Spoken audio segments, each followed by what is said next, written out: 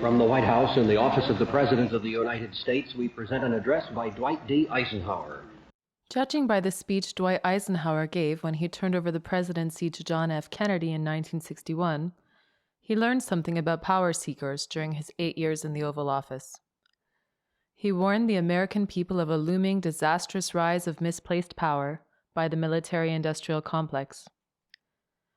He foresaw that without a firm commitment to liberty and equality, money and power would become paramount, and American public policy would come to be dominated by a small group of scientific technological elites. Ladies and gentlemen, the President of the United States.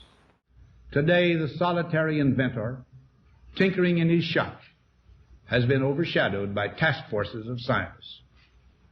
The prospect of domination of the nation's scholars by federal employment, project allocations, and the power of money is ever present and is gravely to be regarded.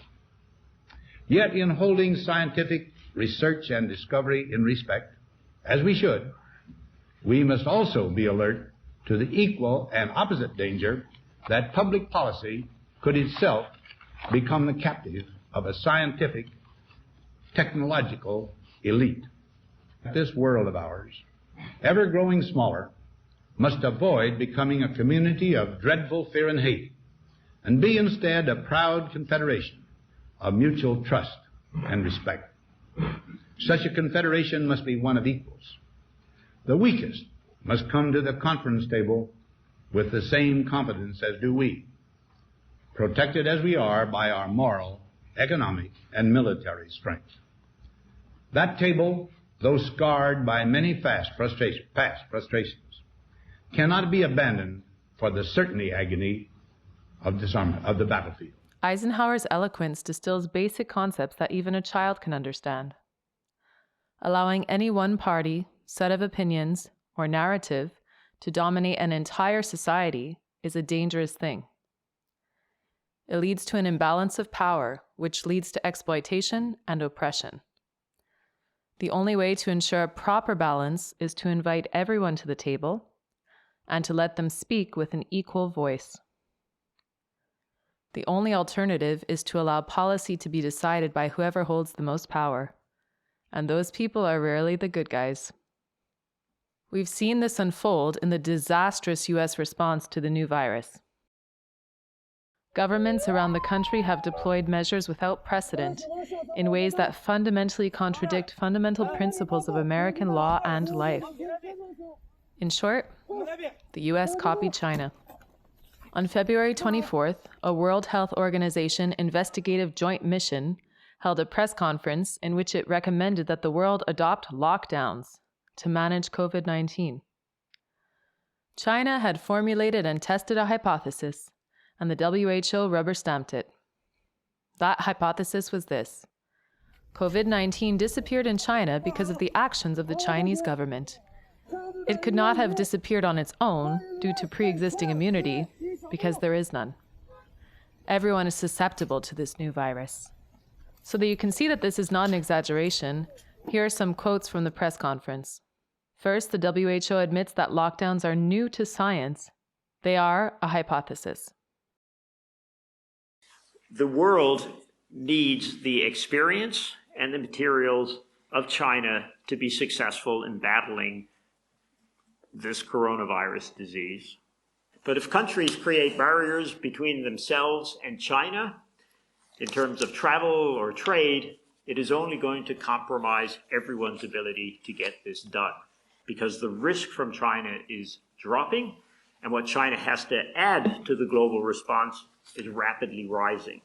So China didn't approach this new virus with an old strategy for one disease or another disease. It developed its own approach to a new disease, and extraordinarily has turned around this disease with strategies most of the world didn't think would work. Because the global community is simply not yet ready in mindset, because they feared and felt a responsibility. I heard this again and again in China, to protect the world from this virus. And that's what really distinguishes this country, this response, and the ability to take these old-fashioned strategies, some of the earliest ones we had in public health, apply them to the most modern virus, and somehow do that. What China has demonstrated is you have to do this. And you can see this is a much flatter curve than the others. And that's what happens when you have an aggressive action that changes the shape that you would expect from an infectious disease outbreak. This is extremely important for China, but it's extremely important for the rest of the world. These measures effectively change the course of the disease, as evidenced by the epidemic curves. I think this is one of the biggest achievements during China's fight against the new coronavirus. In the report, we have recommended this method to the international community. Although this is a new virus, so there is no baseline to go by, China and the WHO conclude that the observed outcome was definitely attributable to lockdown. It happened after, so it was caused by. Post hoc, ergo proper hoc. The logical fallacy at the top of Carl Sagan's baloney detection kit.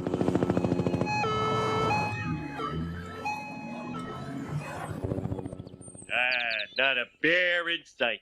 The Bear Patrol must be working like a charm. That's specious reasoning, Dad. Thank you, honey.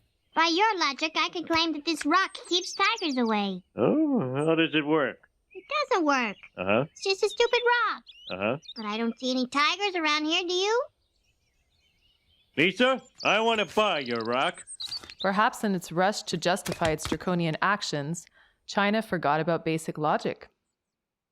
Perhaps they did not consider that there could be an alternative explanation for the disease's disappearance, such as pre-existing immunity. There are other coronaviruses in existence, so they certainly should have. And as it turns out, they did. We now know just how false this conclusion was. One study in Singapore published in May found that 100% of people who were exposed to SARS in 2003 and 50% of people who were never exposed to SARS have cross-reactive immunity to SARS-CoV-2. The authors specifically pointed out how important this information was for purposes of policy decisions. The study was ignored by mainstream media, and no lockdown governor has ever talked about it. Sweden rejected the Chinese hypothesis and was rewarded with brutal media smears. Now, a lot of people die under the scenario of herd immunity. One place that resisted lockdowns and gave herd immunity a whirl is Sweden. They've been seen as sort of like the experimental country for all of this. And I have to tell you, regardless of what Atlas says, the results have not been good. Well, that makes sense. After all, death is Swedish. Now, I just want to take a moment to say we should not be taking medical advice from Sweden, as Atlas seems to be doing. They seem smart over there, but they're mostly just blonde and tall. It's dumb. Do I look dumb? It held firm to its approach, and far from experiencing the 96,000 deaths predicted by the models, Sweden has perfectly average mortality in 2020. Stockholm's hospitals never overflowed, which collapses the whole purpose of lockdown, flatten the curve, to save the hospitals, and single-handedly disproves China's hypothesis. China and the WHO were wrong. There is significant population immunity to COVID-19, and that is why the disease dissipates without killing more people than an average flu season. So why are our politicians still acting like that is true? Are they really this stupid? Politicians have proved the truth of Orwell's astute observation. No one ever seizes power with the intention of relinquishing it. They are currently handpicking which industries will die and which will survive. Technology and media are doing well. Zoom is now valued the same as Boeing. The same entities selling lockdown are benefiting from it. Abuse by government of public health emergencies is nothing new. In 1985, the American Association for the International Commission of Jurists specifically recognized as much and convened to draft the Syracuse Principles to stem the illegal and unwarranted states of emergency governments use to repress and deny the fundamental rights and freedoms of peoples. Under the UN's International Covenant on Civil and Political Rights, certain freedoms are guaranteed, including the pursuit of economic development, the right to a personal means of subsistence, the right to liberty, including freedom of movement, and the right not to be subjected to medical experimentation without consent. Under the Syracuse Principles, any infringement on these rights must be interpreted strictly and in favor of the rights at issue, in direct response to a pressing public or social need, pursue a legitimate aim, be proportionate to that aim, and be terminated in the shortest time required to bring an end to the public emergency. The state bears the burden of justifying each and every restriction it imposes on freedom, and under public health ethics, the most restrictive measure available is the mandatory isolation of sick patients. More stringent measures than this are impossible to justify with the examples of Sweden, Florida, South Dakota, and other lockdown-less places out there, handling COVID-19 just fine with common sense measures of the past. Our governments are ignoring public health ethics. They have hijacked science, imposed life-altering edicts based on bad theories, manipulated everyone with media and technology, and now tell us we can never return to normal. What is the endgame? It can't be good. Because if I don't do so, I might be affected and infect my dad, my mom, and my brother. If they are sick, they might die, and I won't see them anymore. I will be even more upset. Coronavirus is a global health emergency. Everyone on this earth has a responsibility to stop it. It should not be a political matter to be used against other nations. To those national leaders, stop blaming each other. Forget about your own interests. The virus won't go away by winning a political argument. We should use our strength, power, determination, and courage all together to fight with this common enemy, coronavirus.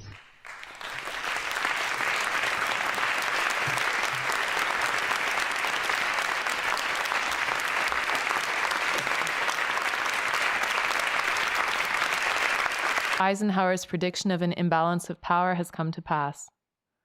Lockdown is the ultimate seizure of control. Let's hope it can be reversed.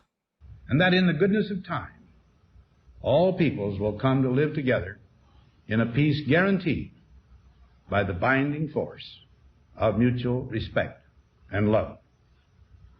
I look forward to it. Thank you, and good night. We have presented the farewell address by the President of the United States, Dwight D.